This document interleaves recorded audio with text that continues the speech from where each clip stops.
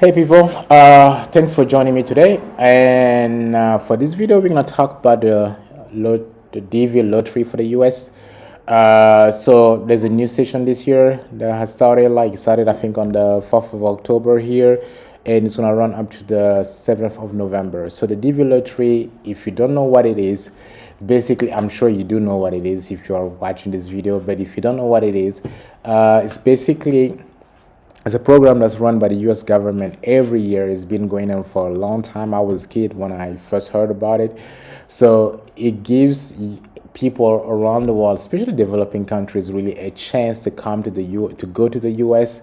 and be able to work, be able to study, be able to live there without restrictions, basically. So you get a U.S. residence permit, what's called the green card, right? So it's really an opportunity to actually get that, right? I know a few people that got it and they ended up after a few years they got the U.S. citizenship and stuff. Yeah, so it's a great opportunity. There are millions of people going to be playing around the world, so you're not going to be alone. So again, it's a lottery, right? So if your name is selected out of the people that are the millions of people that actually enter, then you get a chance, right? That's what you have that opportunity there. So if you want to play, basically come on DV program state.gov. That's the address there. You can just enter that in your browser, then it will take you here, right? So once you get on the page, then it kind of shows you like instructions on how to enter, how to play, and instructions about the picture as well. So your photo is like you're gonna be uploading a photo with your application. So it's an ID photo. So your photo has to like comply with specific criteria, right? For example, it has to have specific dimension. It has to be between 600 to 1200 pixel height and width, so because they are square pictures, and the background has to be like light, like white background, and you cannot have anything on your picture, on your face, covering your face. So yeah, you shouldn't. And then from that you have yeah, and the next option is to actually start applying for to participate. Basically you click on begin entry. Now before we start doing that, now I'm gonna show you this option here, check status. So check status is it allows you to, in case you, for example, that you played last year, you played in 2022, right, around this time. So if you check status allows you to check whether you were selected or not. So you would usually get a confirmation form once you actually apply, once you fill in the form here, and that confirmation code, that's what you're going to use to check the following year, to check, for example, this year you're going to check whether you actually was selected or not if you entered last year. So this is for people that played last year, but we are new here. I'm assuming that you're new, they never played before, so we're going to just click on begin entry. Now once you click on that, then the first thing that you have to do is to pass the security check here. So it's really, it's like something to check whether you're a human being or not, that you're not a machine, right? So you just enter whatever text that you see here. If it's lowercase, make sure it's lowercase. If it's uppercase, just do write uppercase, just enter it here. So what I see here is T5PW. So I'm gonna enter that T5PW, right? So whatever you see. So if you can see it properly, sometimes it's a bit blurry. Click on this sign here, like it would just give you a new one. Or if you want to listen to it, you can click on this speaker icon here. It will actually play it for you. So I will click on submit. Now perfect. Then the next step is for me to enter my information. The first thing is my last name. So my last name is Doe, right?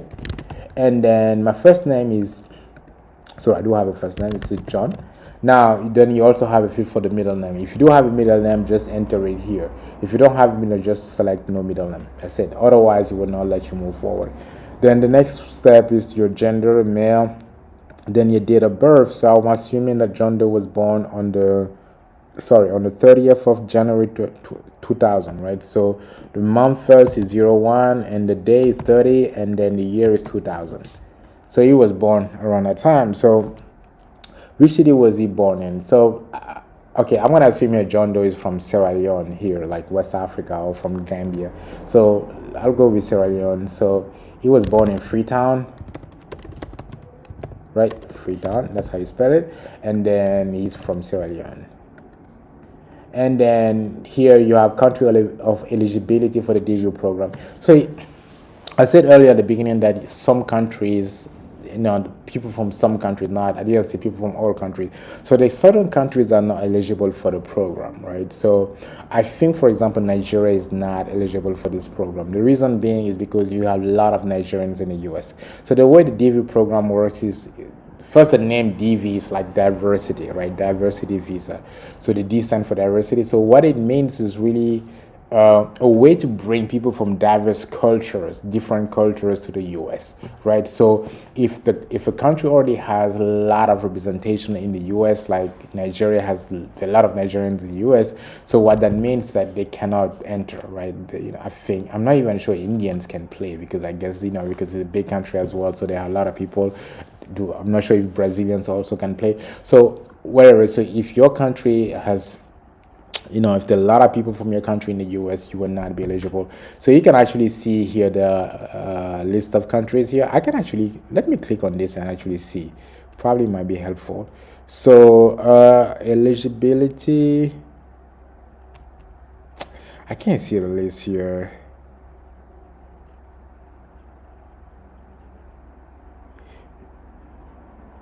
Okay, I probably will try to include it in the comment section later on if someone asks for it. But I'm assuming here that if you're watching this probably from an eligible country. Then after doing that, then that means don't do anything, don't change anything here. The next step is to enter your picture, right? So the picture, your photo need to really meet certain criteria, like I said. So if you want to see the criteria, the information about the photos, you can just click on this link here. Then it kind of shows you the type of pictures that you can have. So those are acceptable pictures, and then it gives you more detail about the size, about whether the lighting, for example, this is good, glasses. You cannot wear glasses on your picture. For example, the size has to be within a certain specific picture. For example, 600 by 600 pixel at least. That's a smaller size, and I think the max is 1200. And yeah, the resolution, the print size, the background has to be light. If it's children, they kind of have to be this way. So yeah, perfect, right? So that's the picture. So I got a picture here that I downloaded earlier. Actually, I got it from the website of the US government. I'm not gonna actually use my own picture, so that's it. So I'm gonna upload that. So right, so that's the one here. Then I can use that here. So this picture is there. So then I'm going to enter. The next step is actually add the mailing address. So the mailing address is basically your physical address, right? So in care of, the first one is in care of, that's an optional field. So let's say, for example, that maybe you're, I don't know, you're in your early, I'm not sure children can play, but if you have anyone that's responsible for you, for example, you have a tutor, right? You can enter that person's name here, or your dad, or whatever, right? So I'm not gonna add anything here, but I'm gonna enter my address. My address is 135 Harley Street. Okay, and maybe it's like a Freetown. And the address line 2 is optional. Then district, I'll use Freetown, whatever district it is. Maybe there's no postcode. If there is one, just enter it. Then I will select the country, Sierra Leone again. And then country where you live, I assume that John Doe still lives in Sierra Leone. Then the phone number is optional, right? Then they're gonna enter the phone number. So the email address, right? So I'm gonna write John Doe at email.com, and then I have to enter the same email twice just to confirm it. Email.com, that's whatever, you just use your email address there. And then it's the level of highest education achieved by John. So assuming that probably is going to at least university degree. Then it's got a yeah, that's it. If it's got a doctorate, you can enter that. Then your marital status, then I'm assuming that John is not married, right? And whether he has kids or not. So I'm gonna add like 0 kids, and then I'm gonna show you what happened if I add like 1 kid. So I'm gonna click on continue. So once you enter the form, you enter all that information, then it's going to kind of show it to you, right? On the next page, it's going to show you all the information that you enter, just to make sure that it's correct, just to make sure that everything is good, right? So all that information has been added here. But if you make a mistake, right, and you want to go back and just fix it, you can go back to part 1. You can fix it, right? So let's assume that maybe, and if everything is fine and there's no mistake, and you just click on submit. Now, if there is a mistake, let's go back to part 1 to actually fix it. So I want to assume that John has maybe one kid, right? He has a child. You want to, because it's important. If you have kids, you need to include them as well, because otherwise, if you get reselected, then you say, oh, I got kids. They were like, well, why didn't I say it when you were applying? So it's very important to do that. So I'm going to add one kid. I'm going to click on continue. So by doing that, what happens now is that now I have a second screen where I need to enter information about that kid, right? So I'm going to write Doe and Jane, right? And then the date of birth is probably it's also in January, and maybe it's 15, and then he was born in 2020.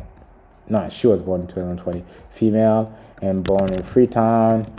Right, so this is the information about the kid. Now, remember we just added one kid, right, one child. So if you added 2, so you will have to fill the same form twice. But now we just have to fill this part here just once.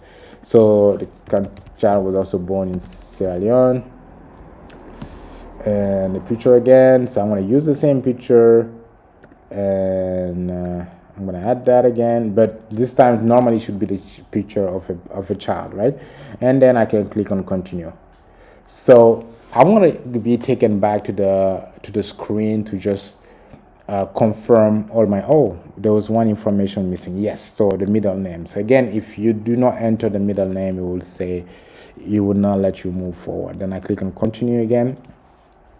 And then now I'm showing the information to confirm that everything is correct. So everything is fine. That's my information of John. Then that's the information of the kid. It's all good. Then once I'm done, if all of that is good, then I click on submit, and then I can submit my my application. Right, so that's it. That's done. Now, once you submit, what's going to happen is that you're going to be taken to a page where it's going to show you a confirmation code. Whatever happens, make sure that you save that confirmation code. You should not close the browser. You should not close the computer. You should not close the tab without copying that confirmation code, because without a confirmation code, you will not be able to check whether you were selected or not. So I'm not going to click on submit, because obviously this is not actual data, right? It's not my information. And I don't think there's anyone called John Doe, really. But I'm going to show you what it's going to look like once you submit it. So once you submit, it's going to look it's going to look something like this. Okay. You're going to get a page with this kind of information here. This is what you're going to be getting. Okay, success, right? So this is an example for last year. I think in your case, it's going to be written 2025, right? So you would have your name that displayed here. Then you'll have also your confirmation number, your date of birth, and kind of digital signature. So the most important thing really is this confirmation number here. So again, make sure that you do not close the tab or the window or the computer before copying, before taking a picture.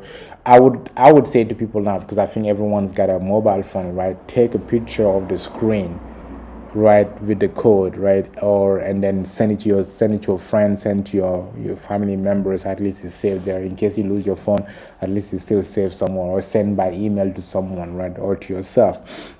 Right, but make a copy of it, right? Take a picture of the code or just write it down somewhere. Or you also have the option of there is a button that would say print normally at the top here. They can kind of click on that. So you have that option. But make sure that you keep this code, because without this you cannot actually check whether you won or not. So that's it. That's how you actually apply for, you enter the DV lottery. And then you will need to wait for next year. I think probably around May or June next year now, 2024, to check whether you want or not. But you will need the confirmation code for that. That's everything about it. If you have any question, just let me know. Leave a comment below and share and like the video.